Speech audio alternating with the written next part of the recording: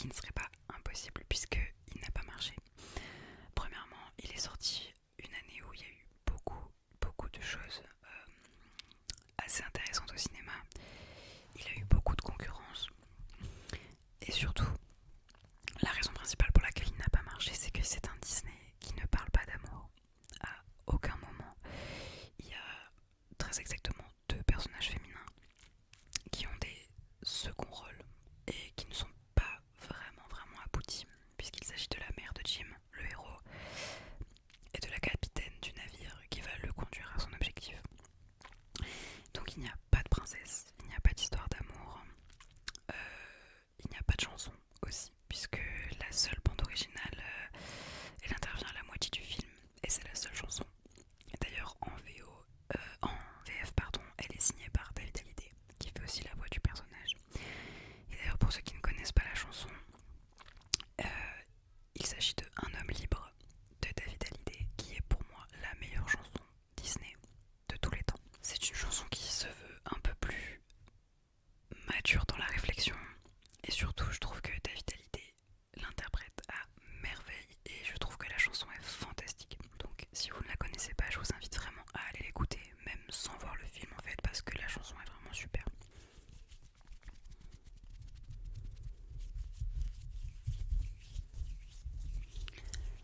Donc pour l'histoire, tout commence avec Jim, un adolescent de 15 ans si je vous dis pas de bêtises, qui, est, qui a été abandonné par son père lorsqu'il était petit, aux alentours de 5-6 ans, et qui vit seul avec sa mère, et sa mère est tenancière d'une auberge. Et en fait, c'est un garçon qui est complètement perdu dans la vie. C'est un adolescent qui ne sait pas ce qu'il veut faire, qui commet des petits délits, excès de vitesse, etc. Et qui ne sait pas ce qu'il veut faire de sa vie. Il est perdu, il a l'impression de ne servir à rien et de n'avoir aucune place valable dans ce monde. Et un jour, il va y avoir un homme, si on peut qualifier ça d'homme, qui va venir s'écraser contre l'auberge de sa mère, puisque oui, j'ai oublié de préciser un détail important, mais toute l'histoire se passe dans l'espace, d'où la planète au trésor. Donc ça se passe dans un monde un peu futuriste, dans l'espace. Ça ressemble un peu à du steampunk dans le genre, dans les dessins, les ambiances, etc. Même les personnages. Et donc tout ce film se passe dans l'espace. Et donc un jour, un homme vient s'écraser avec son vaisseau contre la taverne de sa mère. Jim va vouloir venir l'aider et en fait l'homme est déjà mourant. Et il va lui confier une petite sphère qui va renfermer en fait une carte au trésor. Et il va lui indiquer de surtout faire attention à Cyborg qui veut lui voler la carte. Donc ils vont s'apercevoir avec sa mère et le professeur, un vieil ami de la famille, qu'il s'agit donc d'une carte. Et suite à ça, ils vont embarquer Jim et le professeur avec tout un équipage sur un vaisseau afin d'aller trouver la planète de la carte. Évidemment, Jim va rencontrer ce fameux cyborg puisqu'il aura embarqué à bord du bateau en se faisant passer pour un membre de l'équipage. Et tout le développement part de là. Alors, je ne veux pas vous spoiler la suite, mais pourquoi ce Disney est le meilleur Disney à mes yeux? Tout simplement parce que pour la première fois, on ne parle pas de princesse, on ne parle pas d'amour, on parle du développement de quelqu'un et surtout d'un ado. Et pour beaucoup de monde, ça a été très facile de s'identifier à Jim. Je pense que surtout pour beaucoup de petits garçons qui ont grandi sans leur père, pour X ou Y raison, ça a été un Disney vraiment marquant. Parce que ça raconte comment se développer et comment vivre après avoir vécu l'abandon d'un parent. Alors ce n'est pas mon cas, mais ça ne m'a pas empêché d'avoir été énormément marqué par le film. Et en plus de ça, euh, déjà c'était la première fois, enfin l'une des premières fois dans un Disney qu'il y avait autant de 3D, vraiment. Et je trouve que la 3D, pour un film qui a 20 ans, elle a vraiment mal vieilli. Comparé à Toy Story où, soyons honnêtes, le 1 est quasiment pas regardable pour certaines scènes. En tout cas plus aujourd'hui. Mais là c'est encore franchement regardable et ça reste un film qui est très réussi. Dans les graphismes, dans les ambiances, même la VF elle est fantastique.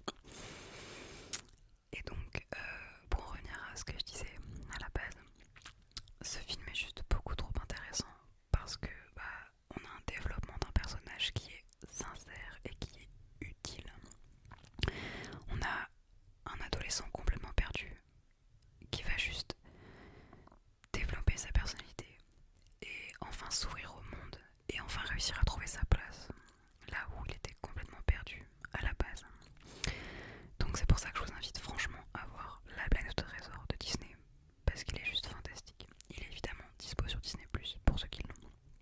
Sinon je pense que vous pouvez le trouver en streaming sans trop de problème. Donc voilà pour La planète au trésor. Et pourquoi moi il m'a beaucoup marqué. Et en plus de ça, pour ceux qui savent à quoi ressemble Jim, il faut savoir que quand j'étais petite, j'étais amoureuse de lui. Je pense qu'on a tous eu des petits crushs de dessins animés quand on était petit. Bah voilà mon crush de quand j'étais petite. Je le mettrai peut-être par là. Voilà. Donc voilà pour la première œuvre qui m'a marquée pour ce film d'animation. Ensuite, on va parler d'un album. Alors, de quel album s'agit-il? Pour l'instant, on ne va pas parler de rap. On en reparlera un tout petit peu plus tard dans la vidéo. Pourquoi je vous dis ça? Parce que le rap a une énorme place dans ma vie musicale, si je pourrais dire. C'est pas ça le mot que je cherchais, mais vous avez compris. Et en fait, avant d'aborder ça, j'aimerais vraiment vous parler d'un autre album. Il s'agit de Discovery des Daft Punk. Alors les Daft Punk, je pense que tout le monde ici connaît, à mon avis. Pour ceux qui ne connaissent pas, brièvement, c'est un duo qui apparaissent toujours casqués et qui sont devenus littéralement deux légendes dans la scène électro dans les années 2000, fin 90 et même encore aujourd'hui. En fait, ça reste deux énormes piliers de la scène électro. Et donc les Daft Punk, il faut savoir qu'ils sont français. Donc Discovery des Daft Punk, en fait tout part surtout d'une nostalgie. Quand j'étais petite, mon père écoutait l'album sur la télé, puisqu'en fait il faut savoir que Discovery, donc c'est un album de musique, et les Daft Punk l'ont sorti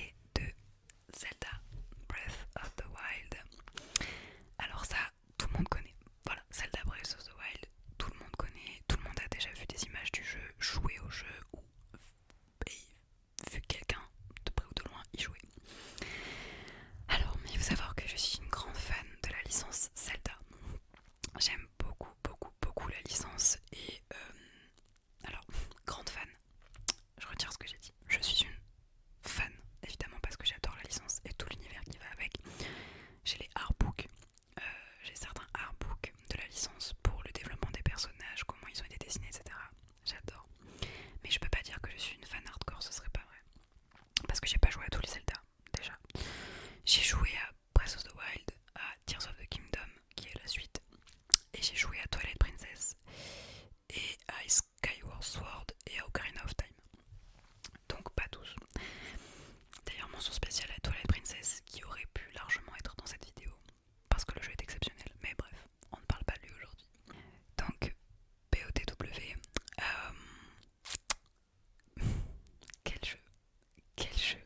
Déjà c'est une prouesse de beauté pour la Switch, parce qu'il faut savoir que la Switch, je pense que vous le savez, en termes de graphisme et de capacité, c'est beaucoup plus restreint qu'un PC ou qu'une console. Forcément c'est une Switch, c'est Nintendo. Et pourtant le jeu est vraiment très très beau. Je sais plus en quelle année il est sorti, je m'en rappelle plus. Honnêtement je crois que je pourrais pas vous dire. Je sais même plus en fait, j'ai pas envie de vous dire une bêtise. Mais franchement le jeu a quand même pas mal d'années maintenant et il est toujours aussi beau. Il a pas mal vieilli, du tout, du tout, du tout. Je vous dis ça comme s'il était sorti en 2005, mais il a dû sortir dans les années 2017, un truc comme ça. Je dirais, mais allez vérifier quand même, ou je vous mettrai la date sur le côté. Mais en tout cas, Breath of the Wild, c'est un jeu vidéo en open world. L'open world est fantastique. Voilà, déjà ça c'est le premier critère pour vous donner envie d'y jouer. Il est fantastique. Généralement, moi ce que je reproche aux jeux en open world, c'est qu'ils sont assez vides. Et c'est ce qui est généralement reproché aussi par tout le monde.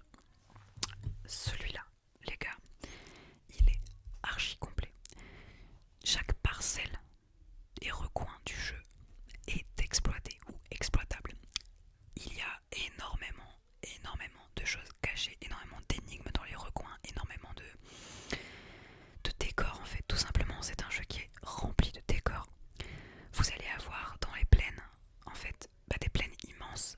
Vous allez trouver forcément des chevaux, ou alors vous allez forcément trouver une grange abandonnée, ou des ruines, ou une énigme. Enfin, le jeu est vraiment très très abouti. Et franchement, c'est une claque. Une claque, sincèrement.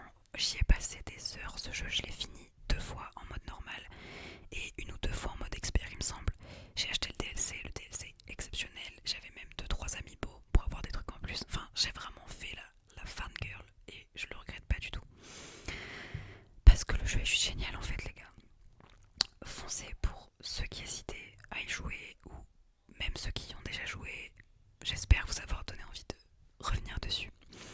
Il y a tellement de tenues à obtenir, d'armes à obtenir, à améliorer, tellement d'ennemis à combattre, d'énigmes tout au long du jeu. Et puis waouh quoi, l'histoire. C'est Zelda les gars, et je pense qu'on sait tous ici que Zelda c'est quand même quelque chose. Et franchement, Breath of the Wild, il est juste exceptionnel. Il a pas volé sa réputation et c'est probablement mon jeu vidéo préféré, je pense, ou en tout cas celui sur lequel j'ai passé le plus d'heures sans les voir passer en fait. Donc je vous le conseille atrocement, vraiment les gars. Foncez sur Breath of the Wild. Et puis en plus, juste pour les méchants j'allais dire, on dirait que j'ai 16 ans. Juste pour les ennemis, il y a des ennemis de fou. Les Linel les gars, ils sont incroyables. Le seul point négatif, je dirais, c'est Ganon. Ganon à la fin il est très simple à battre, ou en tout cas comme c'est un open world, forcément on passe beaucoup plus de temps à explorer et à augmenter ses capacités. Donc forcément en fait, je pense que c'est pour ça que Ganon paraît un peu faible. Peut-être que si c'était pas un open world, il serait peut-être un peu plus dur à battre. Mais en tout cas, moi quand je suis arrivée pour le battre, je pense que j'étais déjà au max de mes capacités. Du coup il m'a paru très simple, mais vous me direz, peut-être que pour d'autres il a été plus galère. Vous me direz.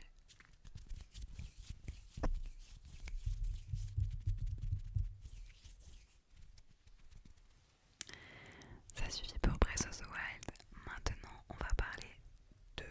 Alors, je regarde à chaque fois par ici parce qu'en fait, j'ai une petite liste des choses que je voulais aborder en fait. Et j'ai peur d'en oublier. Donc, voilà. Maintenant, on va parler de rap. Je ne vais pas vous parler de rap du style Niska, du style Jul, etc. Parce que c'est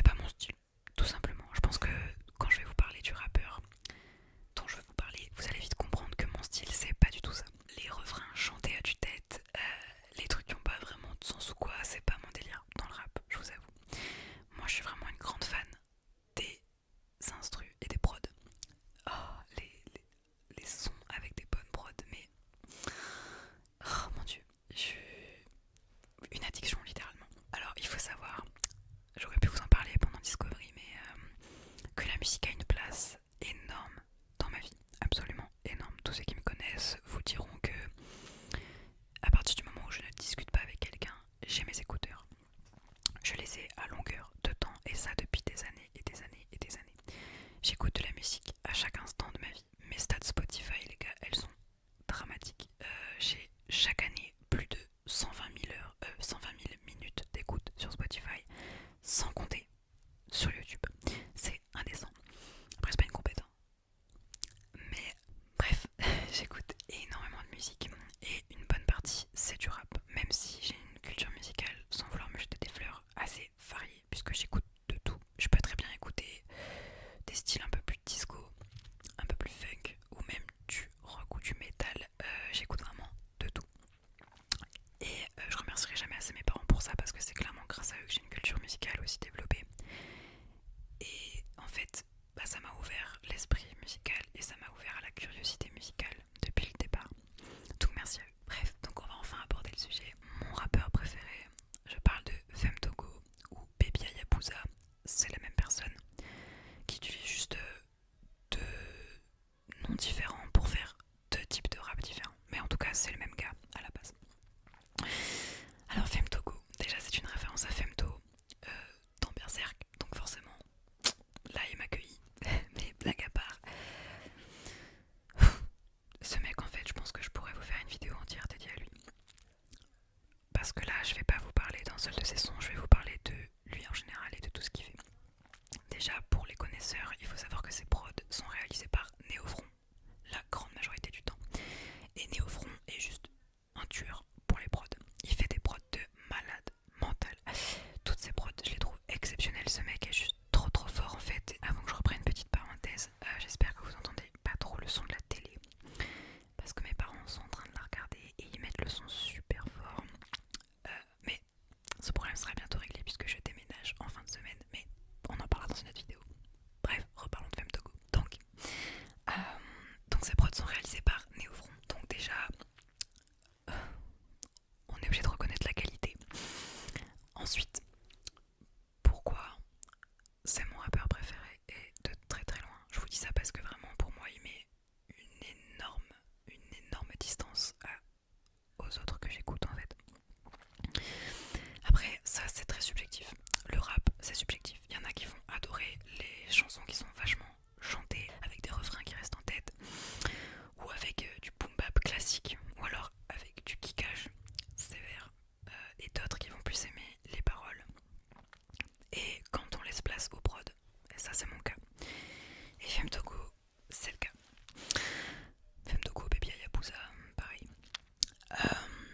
En fait, c'est un mec qui aborde des sujets qui sont rarement abordés, je trouve, dans le rap, ou en tout cas pas de cette manière-là. Déjà,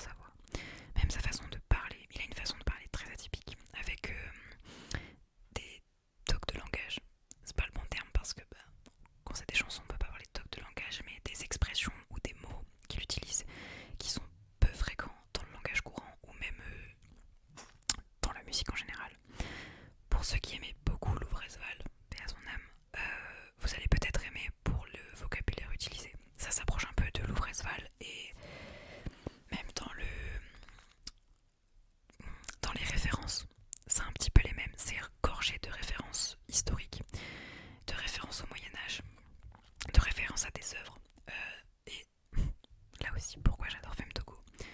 Ce mec est bourré de culture générale et de pop culture, c'est impressionnant. Le mec est juste impressionnant. Il va aussi bien vous parler dans la même chanson d'un empereur chinois qui date d'avant Jésus-Christ que d'un médicament ultra spécifique pour, je sais pas, pour la dépression ou pour canaliser les douleurs. Et en même temps, vous parlez d'un animé ou d'un truc sorti dans les années 80. Enfin, c'est indescriptible. En fait, ce mec a trop de références de pop culture. Après, certains vont me dire, oui, c'est facile de les chercher sur internet. Et peut-être, vous avez probablement raison. Mais en tout cas, il faut les caser dans une chanson. Et pour moi, c'est de la réelle pop culture. Parce que quand t'écris une musique, ça devient, en tout cas je pense, pour ceux qui écrivent des textes, je pense que c'est des paroles qui te viennent. Et bah ça devient pas si t'es obligé de chercher sur Google toutes les 5 minutes. Qu'est-ce que tu pourrais mettre en fait. Donc bref, et en plus ce mec a un an de plus que moi. Je le sais parce qu'il dit son âge dans les sons. Et il a juste un an de plus que moi. Donc forcément, en termes de génération, bah, c'est plus facile de s'identifier parce qu'il aborde des sujets que je connais et que j'ai vécu. Il a des références que j'ai. Et bah forcément, ça va vous toucher plus qu'un mec de 30 ans qui va parler de choses que vous n'avez pas forcément vécues. Et ça, je trouve ça génial. Bref, ce mec est juste ultra sincère et il alterne aussi bien entre les musiques mélancoliques et les musiques vraiment juste purement du rap, où là c'est agressif, ça parle d'armes, ça parle de destruction, ça parle de jeux vidéo, tout ce que vous voulez. C'est génial en fait. Femtogo pour moi c'est le meilleur rappeur, il est juste trop fort. Et si j'avais 3 sons à vous conseiller de lui en particulier, je vous dirais d'abord Jade la Hyène, qui est issu de l'album Nameless Belligérant. C'est vraiment pour moi son meilleur titre. Voilà. Jade la Hyène, exceptionnel. Le son est incroyable. Enfin, pour moi c'est un chef-d'œuvre. Ensuite, je vous conseillerais Un autre jour, qui est sorti là récemment. Ben, c'est sorti la semaine dernière. Ça vient de l'album Franc-Tireur Partisan. J'ai cherché le nom. Donc c'est l'album le plus récent, Franc-Tireur Partisan. Donc ces 2 titres sont sortis sous le nom de Femtogo. Et je vais vous en conseiller un de Baby Hayabusa. Baby Hayabusa, je pourrais vous conseiller... il y en a beaucoup quand même. Il en a fait des exceptionnels, mais allez, on va sortir le plus connu, on va dire Ivy. Parce que Ivy, je pense que c'est le son que vous êtes le plus susceptible d'aimer. Donc c'est aussi à moi de vous conseiller des sons que vous pouvez apprécier. Donc je dirais Ivy, ça s'écrit I-V-Y. Et ça c'est sorti sous son nom, Baby Hayabusa. Et ça c'est un son un peu plus love, un peu plus chanté. Mais la prod, tout est fantastique. Et aussi, dernière chose, on n'a pas parlé de sa DA, exceptionnelle. Toutes ses covers sont fantastiques. Ça vous plonge déjà dans un univers. Et ça déjà, je trouve ça génial. Dans ce style-là, on pourrait parler de Furlax aussi. Furlax, ben, il y a une DA et ça reste cohérent. Et c'est vraiment un univers. Vous savez que quand vous lancez un son de Furlax, vous êtes dans le style de l'espace, etc. Mais Femtogo, c'est un peu pareil. Vous vous lancez dans l'univers un peu de la guerre, des guerriers, de le côté sombre, un peu le dark fantasy. Ben voilà. Donc, ça fait maintenant 30 minutes que je vous parle de choses que j'aime énormément. Je suis ravie d'avoir pu vous en parler parce que pour moi c'est des choses qui m'ont vraiment marqué. Et je suis contente parce qu'on a abordé plusieurs choses différentes.